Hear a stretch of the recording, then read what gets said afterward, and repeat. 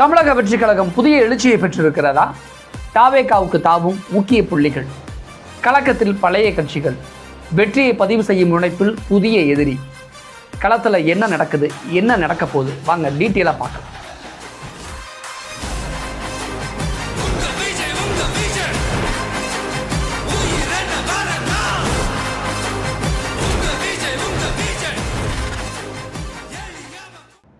Hi மக்களே, தமிழக அரசியல் களத்தில் இப்போலாம் ஒரே ஒரு பேச்சு அப்படின்னா நடிகர் விஜயோடைய தமிழக வெற்றி கழகத்தோடைய செயல்பாடு, நடிகர் விஜயோட பேச்சு, நடிகர் விஜயோடைய தேர்தல் வியூக பிரச்சாரம், விஜய் பேசின விஷயங்கள், இதுதான் டாக் ஆஃப் த டவுனாக இன்றைக்கி மாறி போயிருக்கு. அதாவது 2026 சட்டமன்ற தேர்தலில் இலக்கா வச்சு நடிகர் விஜய் தன்னுடைய அரசியல் பயணத்தை, தேர்தல் பிரச்சார வியூகத்தை இப்போ தொடங்கியிருக்காரு திருச்சியிலிருந்து. இதனால் தமிழக அரசியல் களத்தில் ஒரு புதிய அரசியல் அலை வீச தொடங்கியிருக்கு.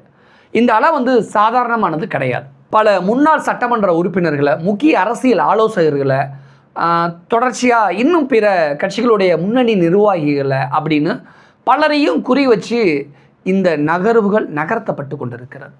விஜயோட கட்சியில் இணைய இவங்க எல்லாருமே இப்போ ஆர்வம் காட்டி வரதா தகவல்கள் புதுசாக இப்போ வெளியாகிருக்கு. அந்த முன்னாள்களுக்கு ஏன் இந்த ஆர்வம் அப்படிங்கிறது தான் இந்த இடத்துல மிகப்பெரிய ஒரு கேள்வி. ஏதாவது ஒரு முக்கியமான படத்தில் ஒருத்தர் முக்கியமான நடிகர் டம்மி ரோலில் நடிச்சுட்டு போயிருப்பார். இவரை ஏன் தேவையில்லாமல் பயன்படுத்தினாங்கன்னு ரசிகர்கள் கேள்வி கேட்பாங்க. இந்த கட்சியில் இந்த பெரும் தலைவர்கள் இருக்கார், இவரை ஏன் ஓரம் கட்டி சும்மா டம்மி பண்ணி அமைதியாக உட்கார வச்சுருக்காங்க, இவரை ஏன் பயன்படுத்தவே இல்லை அப்படின்னு நம்ம எல்லாருமே இயல்பாக கேட்போம்ல.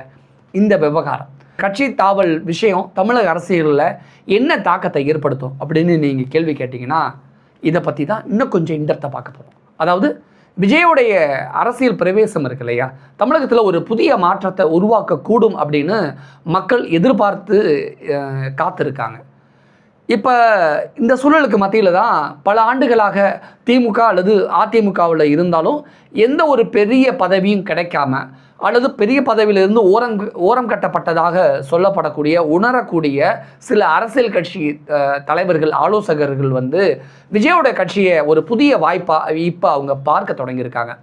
சினிமாவில் ஒரு மாஸ் ஹீரோவாக இருந்த விஜய் இப்போது அரசியலை அதே மாதிரியான ஒரு எழுச்சியை உருவாக்குவார் அப்படின்னு அவங்க எல்லாருமே நம்புகிறாங்க. சில கட்சிக்கு வெளியிலேருந்து ஆதரவு தெரிவிப்பாங்க, சில கட்சிக்கு வெளியில் இருக்கக்கூடியவர்கள் ஆலோசகர்களாக இருப்பாங்க, அரசியல் விமர்சகர்கள் நிறைய பேர் வெளியில் சுற்றிக்கிட்டு இருக்காங்களே, அவங்க எல்லாமே நேரடியாக தமிழக வெற்றி கழகத்தில் சேர்ந்துடலாமா அப்படிங்கிற ஒரு முடிவில் இருக்கிறதா சொல்லப்படுது. இன்னும் குறிப்பாக இதெல்லாம் தாண்டி ஏற்கனவே பழைய கட்சிகளில் இருந்தவர்களுக்கு ஒரு போதுமான முக்கியத்துவம் கொடுக்கப்படலை அப்படின்னு கட்சிக்குள்ளே இருந்து உட்கட்சி பூசல் விவகாரம் தொடர்பாக காலங்காலமாக இங்கே இருந்துக்கிட்டே இருக்குல்ல. காலங்காலமாக ஒருத்தரை குறை சொல்லிட்டு இன்னொருத்தர் நேர் ஆப்போசிட்டில் இருக்கிற இங்கே பேசிக்கிட்டே இருப்பார்ல. அப்படி இது வரைக்கும் புழுங்கி தவித்தவர்கள் அப்படிங்கலாம் ஒரு கேட்டகரி, ஒரு லிஸ்ட்டில் இருக்காங்க. அவங்களெல்லாம் ஒரு புதிய அரசியல் சக்தியாக உருவெடுக்கும் பொழுது, அதாவது விஜய் கூட அவங்களாம் சேரும் பொழுது, அதுவும் விஜய் இப்போ புதுசாக கட்சி ஆரம்பிச்சிருக்காரு, நம்ம தொடக்கத்திலே சேர்ந்துட்டோம்னா பிற்காலத்தில் நம்ம ஒரு பெரிய விஷயங்களை நம்மளால் அச்சீவ் பண்ண முடியும், எம்எல்ஏவாவோ எம்பியாவோ அமைச்சர்களாகவோ ஆக முடியும் அப்படின்னு அவங்க ஒரு புது கணக்கு போட ஆரம்பிச்சிருக்காங்க. எதிர்காலத்தில் தமிழக வெற்றி கழகத்தில் ஒரு நல்ல ஒரு அந்தஸ்தை பெறலாம் அப்படின்னு அவங்க ஒரு அரசியல் கணக்கோட ஒரு புதிய பிளானோட இருக்கிறதா புதுசாக தகவல் வந்திருக்கு. இது ஒரு முதலீடு கணக்கு அப்படின்னு சொல்லப்படுது. இந்த அரசியல் நகர்வு ஆளுங்கட்சியான திமுக மற்றும் பிரதான எதிர்கட்சியான அதிமுகவுக்கு ஒரு பெரிய சவாலாக இப்போ மாறி போயிருக்குன்னு இப்போ இருக்கக்கூடிய அரசியல் விமர்சகர்கள் கருத்து தெரிவிக்க ஆரம்பிச்சிருக்காங்க. விஜயோட கட்சியில் இணைய ஆர்வம் காட்டக்கூடிய நபர்கள் வெறும் சாதாரண தொண்டர்கள் கிடையாது. அதாவது திமுக, அதிமுக, பிஜேபியில் இருக்கக்கூடிய சாதாரண தொண்டர்கள் கிடையாது. அவர்கள்லாம் தங்களுடைய தொகுதிகளில் செல்வாக்கு மிக்கவர்களாக இதுவரை இருந்தவர்கள், அரசியல் அனுபவம் வாய்ந்தவர்கள், முக்கியமானவர்களாக பார்க்கப்படுது. இப்போ ஒருத்தர் சேர்ந்தார்னா அவர் சார்பாக ஒரு 100-200 ஓட்டு அந்த பகுதியில் இருக்கும். அந்த மாதிரி உதாரணத்துக்கு அவர்களை அவங்க எல்லாருமே தன்னுடைய தொகுதியில் செல்வாக்கு மிக்கவர்களாக, அரசியல் அனுபவம் வாய்ந்தவர்களாக, முன்னாள் எம்எல்ஏக்களாக, குறிப்பாக ஊராட்சி மன்ற தலைவர்களாக, முன்னாள் கவுன்சிலர்களாக, இப்படி பல்வேறு பொறுப்புகளில் இருந்து தமிழக வெற்றி கழகத்திற்கு தாவுவதற்கு தயாராகி கொண்டிருக்கிறார்கள் அப்படின்னு தான் புதுசாக இப்போ தகவல் வந்திருக்கு. இவர்களுடைய வருகை தமிழக வெற்றி கழகத்துக்கு கீழ்மட்டத்தில் ஒரு பெரிய பலத்தை கொடுக்கும் அப்படின்னு நம்பப்படுது. ஏன்னா கிரவுண்ட் லெவலில் தாவைக்காவில் ஒர்க் பண்ணுறதுக்கு ஆள் இல்லைங்கிற ஒரு பேசும் பொருளாக இருந்ததில்ல, ஒரு குற்றச்சாட்டு, ஒரு கேள்வி இருந்ததில்ல, அதற்கு பதிலாக இவங்கெல்லாம் வரப்போகிறாங்க. ஏற்கனவே இருக்கக்கூடிய கட்சிகள் சில தலைவர்களும் வெளியேறும்போது அது அந்த கட்சிகளுடைய பலத்தை குறைக்கும், புதிய கட்சியாக இந்த கட்சியில் அவங்க சேரும் பொழுது இந்த கட்சியோட பலத்தை அது கூட்டும். இது வெறும் ஒரு தனிநபருடைய அரசியல் பிரவேசம் கிடையாது. ஒரு புதிய அரசியல் சக்தியாக உருவாவதற்கான முதல் அறிகுறியாக விஜய் இப்போ தென்படுறாரு. விஜயோட அரசியல் நகர்வுகள் வந்து ஒரு உண்மையான அலை அப்படிங்கிறது வந்து இப்போ நிரூபிக்கிற மாதிரியான ஒரு ஆருடமாக இப்போ பேசப்பட்டு வருது.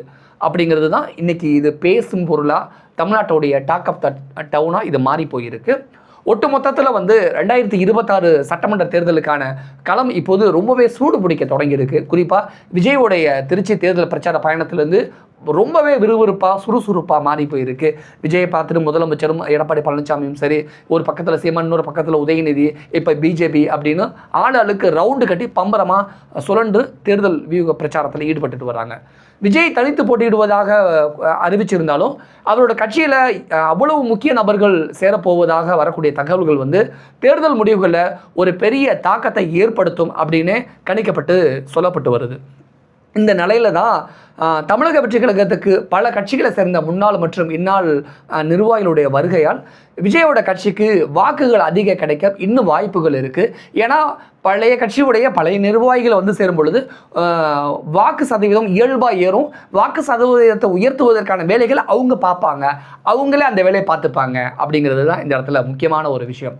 இது திமுக அதிமுக என இந்த ரெண்டு கட்சிக்கும் ஒரு பெரிய தர்ம சங்கடமான ஒரு நிலையை தேர்தல் நேரத்தில் வாக்களிக்கக்கூடிய அந்த தினத்தில் உருவாக்கும் அப்படின்னு சொல்லப்படுது. தமிழக வெற்றி கழகம் ஒரு முக்கியமான சக்தியாக உருவெடுப்பதற்கான எல்லா சாத்தியக்கூறுகளும் வாய்ப்புகளும் இப்போ கணிஞ்சு வந்திருக்கு அப்படின்னு சொல்லப்படுது. இது கூட்டணி பேச்சுவார்த்தைகளை ஒரு பெரிய தாக்கத்தை ஏற்படுத்தும் அப்படின்னு சொல்லப்படுது. ஒருவேளை தமிழக வெற்றி கழகம் தேர்தல் நெருங்கக்கூடிய நேரத்தில் கூட்டணி பேச்சுவார்த்தை நடத்தினால் ஒரு பெரிய தாக்கத்தை அது ஏற்படுத்தும். இது அரசியல் மாற்றங்களை தமிழகத்தில் ஒரு புதிய அத்தியாயத்தை எழுதும் அப்படின்னு ஆருடங்கள் இப்போ சொல்லப்பட்டு வருது. விஜய் ஒரு புதிய அத்தியாயத்தை எழுதுவாரா? நீங்கள் என்ன நினைக்கிறீங்க? உங்களுடைய கருத்து என்ன? கீழே கமெண்ட்ஸில் பதிவிடுங்க. நன்றி, வணக்கம்.